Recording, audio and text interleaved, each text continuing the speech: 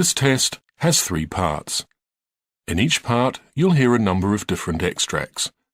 At the start of each extract, you'll hear this sound. You'll have time to read the questions before you hear each extract, and you'll hear each extract once only.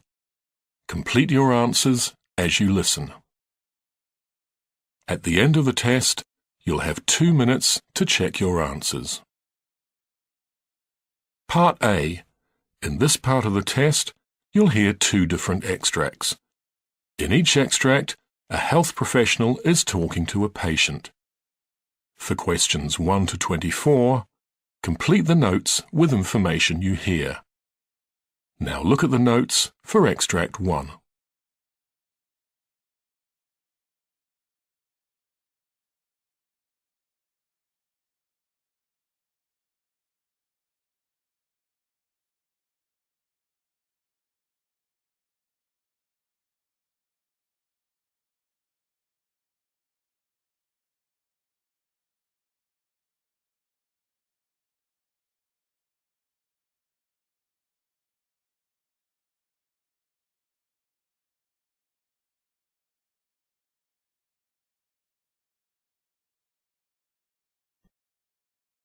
Hi, Aidan. I'm Dr. Solkeld. Could you start by telling me about what's been going on with your vision? Sure. Well, I guess it must have started a while ago, but I didn't really notice it properly until about 2 weeks ago. Right. I was working in my garden and I noticed that I was having a hard time reading the instructions on the gardening products that I just bought. I normally stick to the one I've been using for years, but I thought it'd be nice to try something different. Anyways, it kind of felt like everything was fuzzy around the edges and I just couldn't see the letters clearly. Good. After talking to my daughter, she mentioned that I've been using increasingly more light to read at night and even pulling things closer to me to read. Good. I hadn't even noticed. So I went out and got some of those glasses they sell at the pharmacy and they helped, but my doctor said that it'd be better if I came to see an eye doctor. Well, they made things less blurred anyway, I guess. My vision's still not crystal clear or anything when I use the glasses, but I wasn't really expecting that. I still notice that I'm squinting to see things. Right. It's mostly when I'm trying to read something close up, like small writing. I'm better when things are at a distance. I don't know if it's related, but I've also noticed a pretty persistent headache. I guess it's kind of at the sides of my head, I suppose. It comes and goes, but it's definitely worse when I'm having trouble seeing something. When it gets really bad, I just take a fast-acting ibuprofen, and that tends to sort it out. Ever had any vision problems before? When I was little, at some point in elementary school, I think I had glasses, but I'm sure I broke them, and we just never got round to having them replaced. My brother has glasses that he's been wearing for years. I don't really know a whole lot about what's wrong with his eyes. Maybe he's short-sighted. Oh, but that reminds me. My brother thought I should mention that a couple of months or so ago I was pretty ill. I was suffering from sinusitis. And anyway, I left it pretty late to go and see the doctor about it. Kind of thought that it would just sort itself out. Anyway, it lingered for a while, so when I told my doctor, he gave me some antibiotics and it cleared up pretty quickly after that. Well, for the most part, although I still feel like I have a cold. Other than that, I've been in really good health for the last few years. I take my health really seriously. I'm not sure if the doctor told you, but I used to be quite overweight. But I lost it all after a bit of a wake-up call some years back. I had what you guys call a myocardial infraction. It was pretty scary, and I was quite overweight at the time and really stressed out about my job. Since then, I've made a real effort to look after myself properly. I'm glad to hear it. So, in terms of your blurred vision, what do you think might work for you? Well, I don't particularly like the idea of wearing glasses all the time, but touching my eyes freaks me out, so contact lenses are definitely not an option. I guess the best thing might be to just have glasses that I wear all the time, so I don't keep forgetting to put them on when I'm out somewhere and not at home. I've actually never had an eye test, so I should probably schedule one of those as the next step. I think that sounds reasonable. Let's do some tests to check out your eyes and go from there.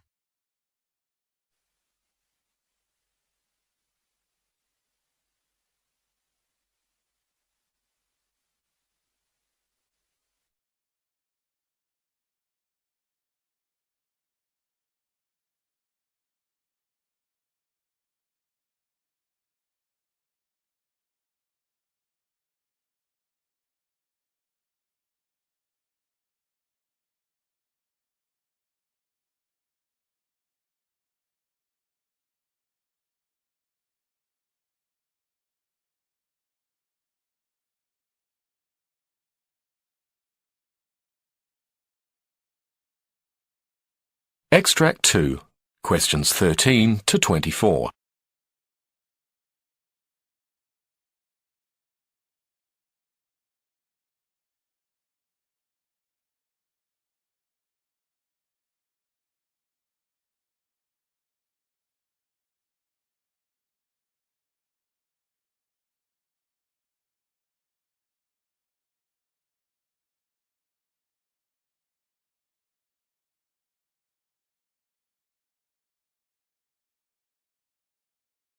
Hillary Johnson?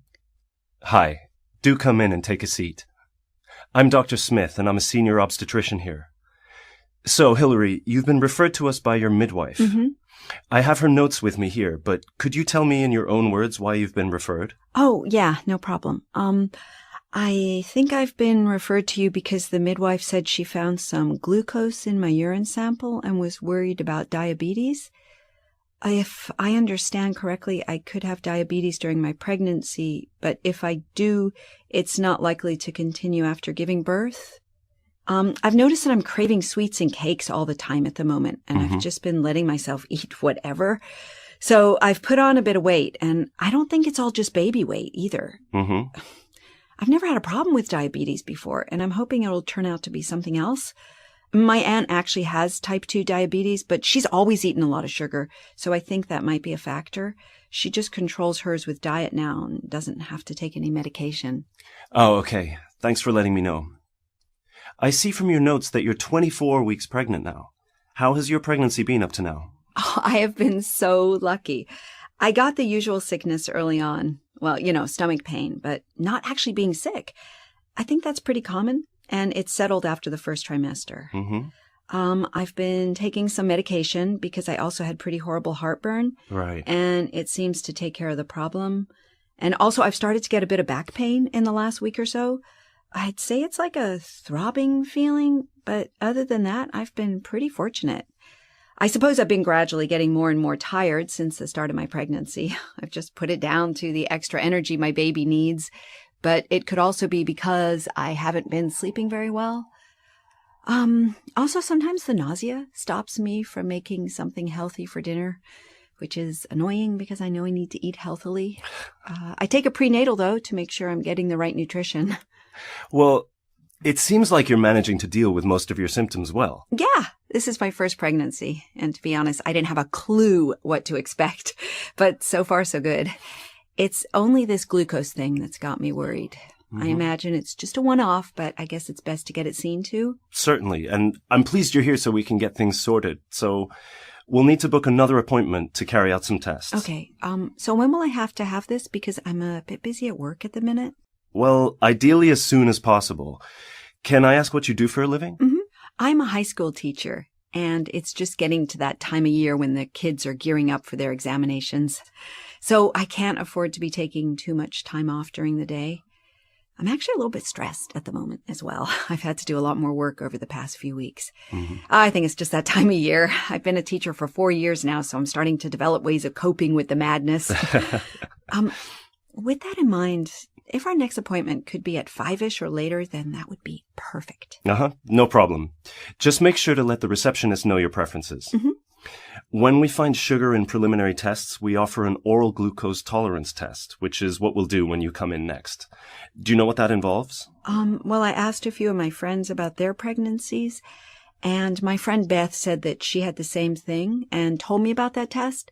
She said that she had to come into the hospital and drink a sugary drink and then have a blood test to tell if she had diabetes. Is that right? Yeah, that's pretty much it. Here's the leaflet that explains the test so that you can have a read about it when you get home. Do you have any other questions for me? No, I don't think so. I'll go away and read this and wait and see what the test says. Well, thank you for your help today. You're welcome. I'll see you once we have the results and we can take it from there.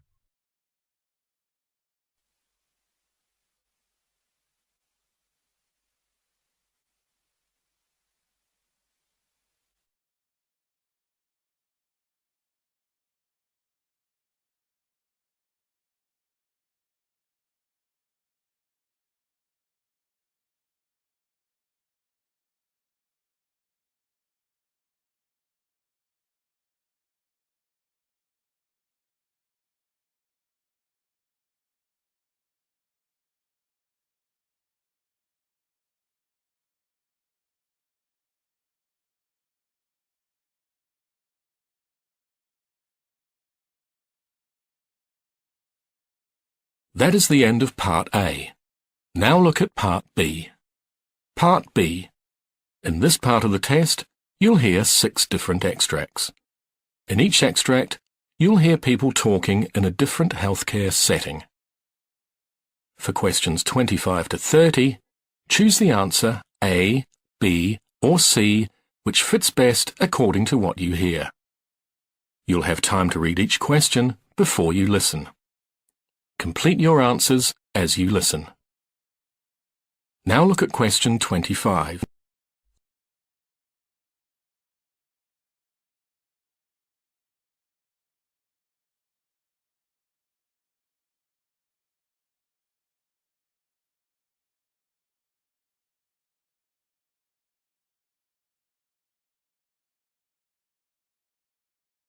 Did you want to talk to me, Miss Tanaka? Oh, yes, you see, I just wanted to let you know that my father, well, as you know, he's recently been diagnosed with dementia. Most of the time it's not an issue and his spats never last long. It's just that I wanted to prepare you. Sometimes he's really not himself. Ah, okay, Miss Tanaka. I think I understand. Can your father become aggressive? Yes. Mm-hmm. I mean, I think it's just that he gets frustrated sometimes. He can't remember things, and I think it's scary for him. Uh-huh. He was never, ever like this before his dementia, and those periods, well, they really don't reflect his true character. Of course. Thanks for letting me know.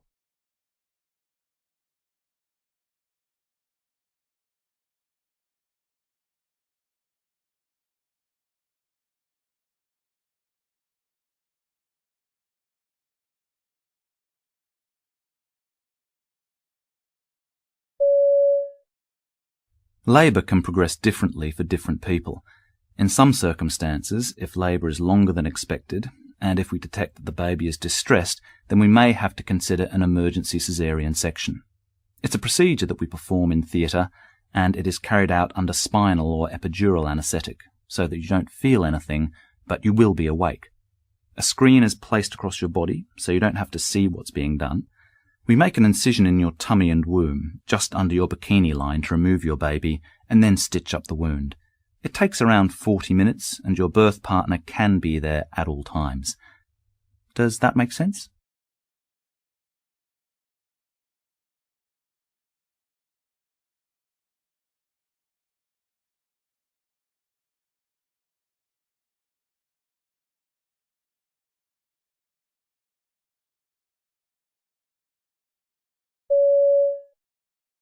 In September, we'll have a lot of new patients as the first-year university students will all register during freshers. Yes, we were really run off our feet last year, weren't we? Yep, it was a madhouse. Do you think we should hire agency staff to help out for the first couple of weeks this time around? Well, I think part of the problem was that last year Dr. Igwe and Nurse Fletcher were both away.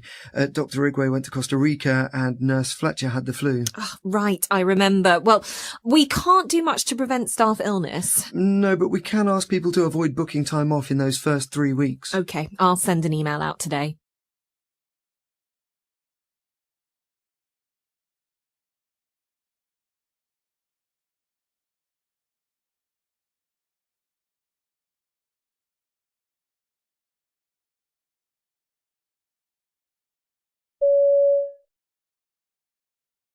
Good morning, Mr. Henderson. Hi. Dr. Ray has recommended that you get a flu immunisation shot before you're discharged.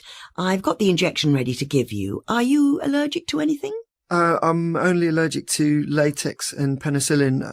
I don't know if I want the flu shot. Oh. The last time I got the shot, I got sick. I'm sorry that happened to you.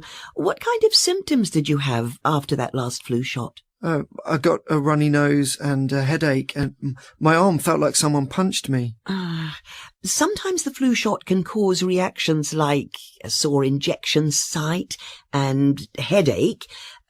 Other common symptoms include being tired, muscle and joint aches, shivering and fever. All of these symptoms can be seen with the flu, but the shot can't give you the flu.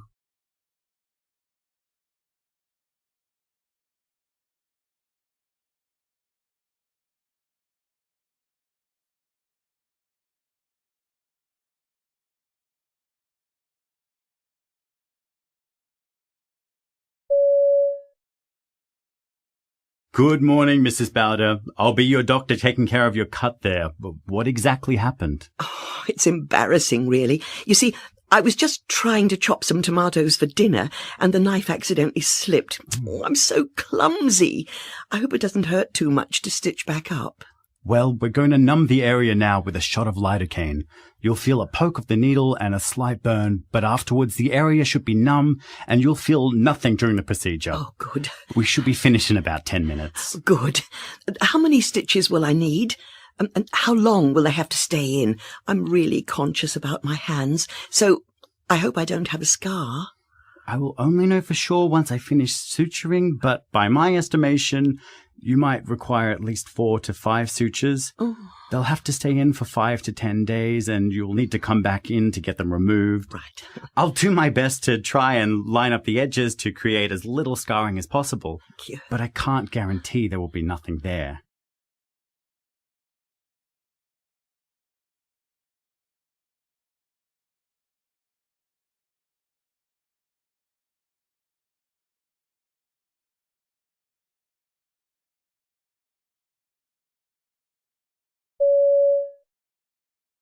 I haven't treated anyone with COPD before. What would we need to do differently? One of the most important things would be to make sure to prescribe oxygen at levels between 88 to 92%. Okay, so why would that be necessary? If he's having trouble breathing, shouldn't we prescribe higher oxygen levels? Most patients receive oxygen at levels between 94 and 98%. Well, in healthy individuals, a rise in carbon dioxide would result in an increased drive to breathe in order to eliminate the excess gas. Right. However, in some patients with COPD, this response is blunted, and their main mechanism for respiratory drive is controlled by the level of oxygen in the body instead. If the level of oxygen given to a COPD patient is increased too much, it can actually reduce the stimulus to breathe and cause hypoventilation, resulting in an increase in CO2.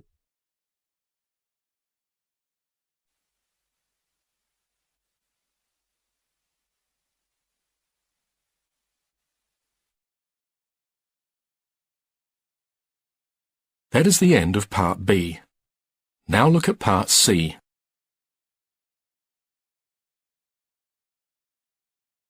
Part C.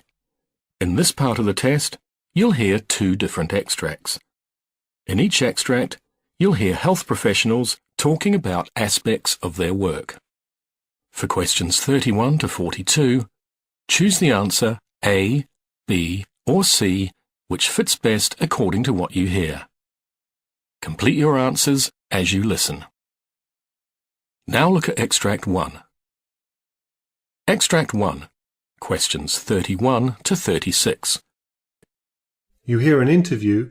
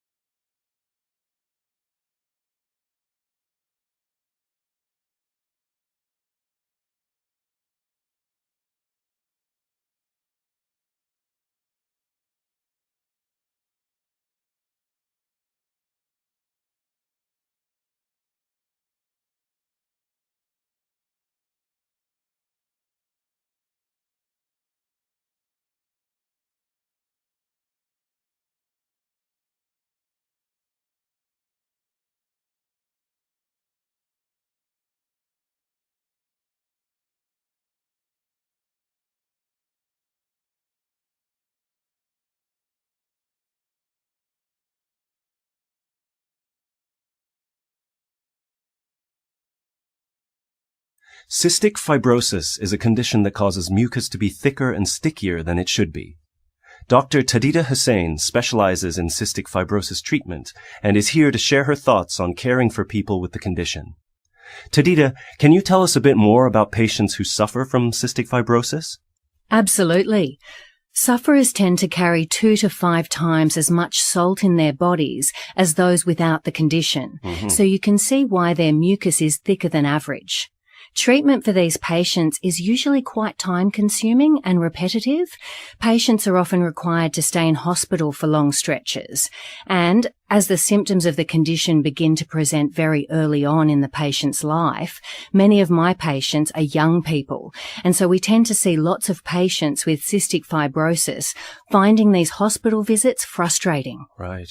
In fact, throughout the UK, about 80% of patients with cystic fibrosis who are hospitalised report feeling at least minimal levels of depression.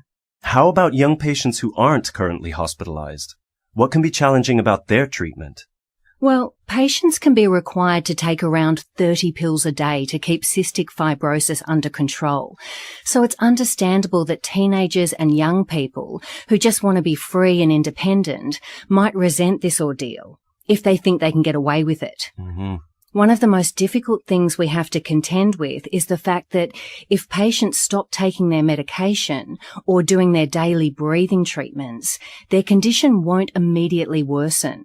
Instead, it will gradually become more severe until they contract a serious infection, which puts their lives at risk.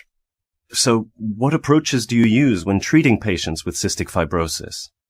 Well, we've found distraction therapy to be extremely useful. We're incredibly lucky to have received a donation of a number of virtual reality headsets following their success in a number of treatment trials. We use the virtual reality headsets to transport the patient to outdoor settings, often corresponding to the activities they're required to do with us. When they complete breathing exercises on a stationary bike, for example, the VR headsets display a virtual outdoor bike ride.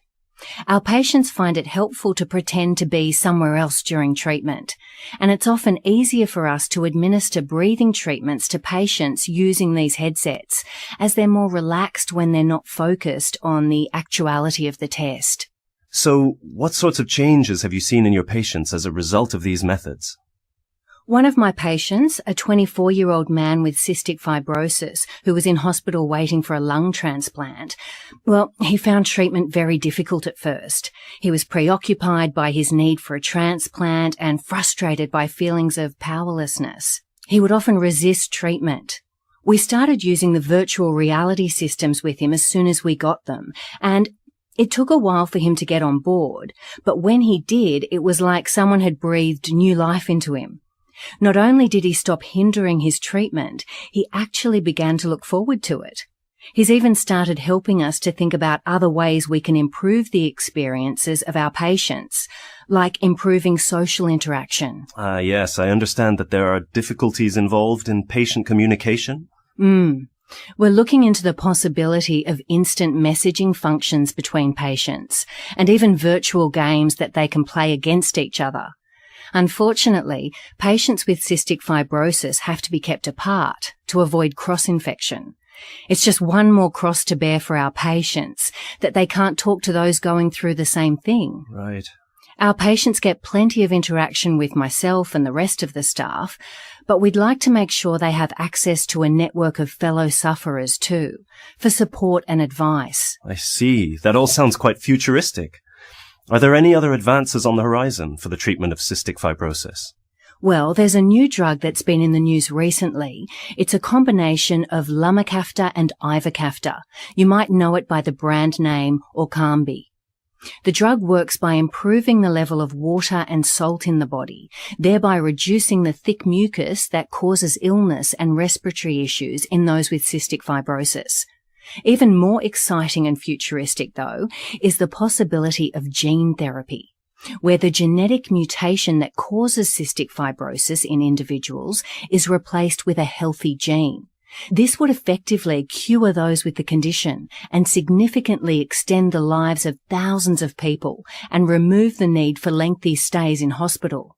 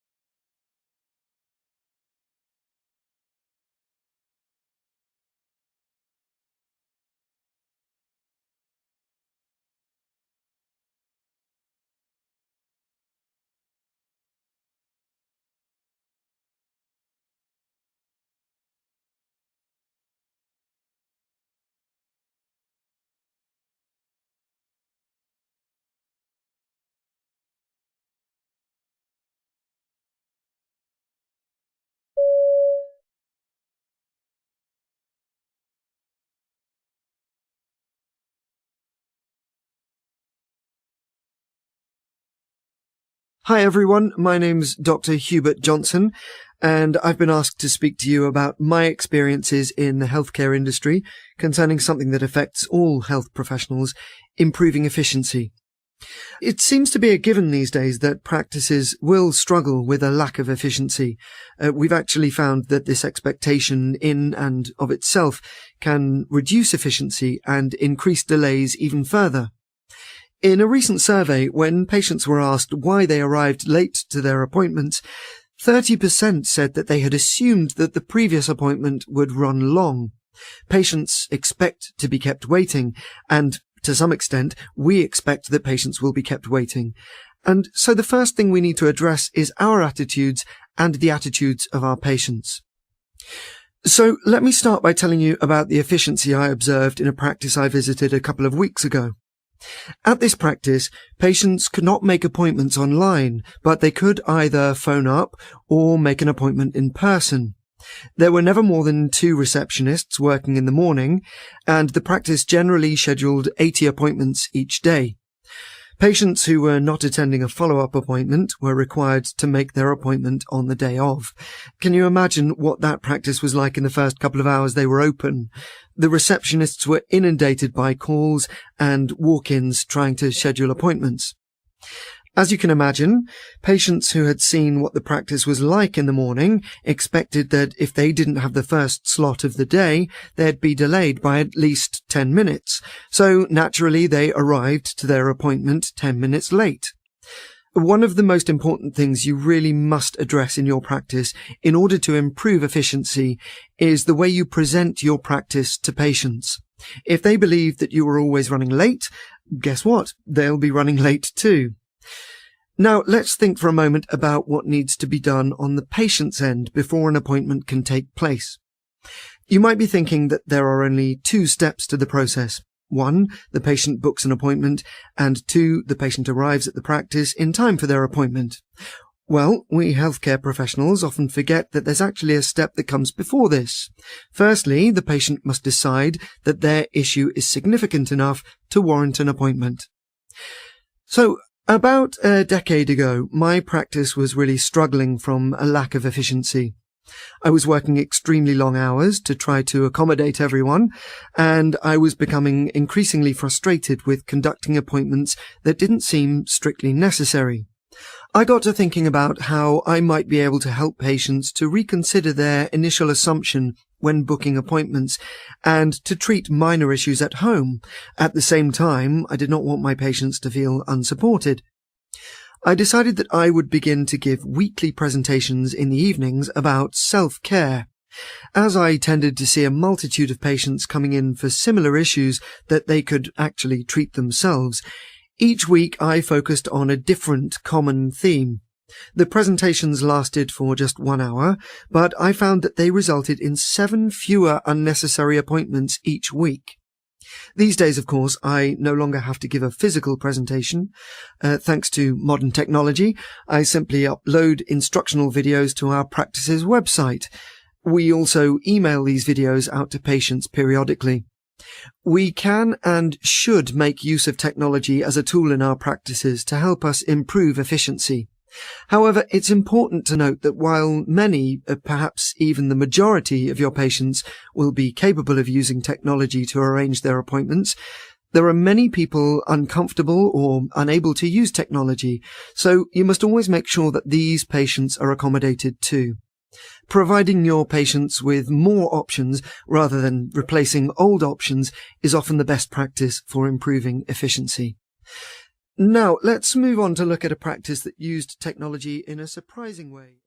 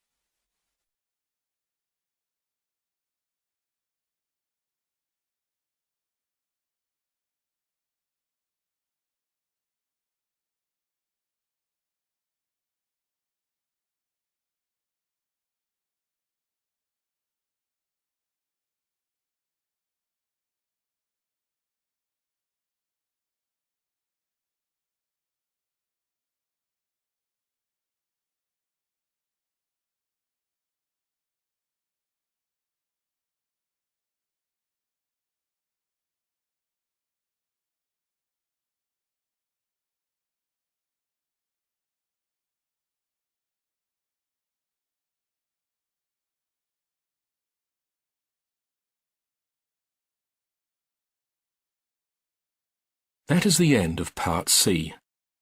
You now have 2 minutes to check your answers.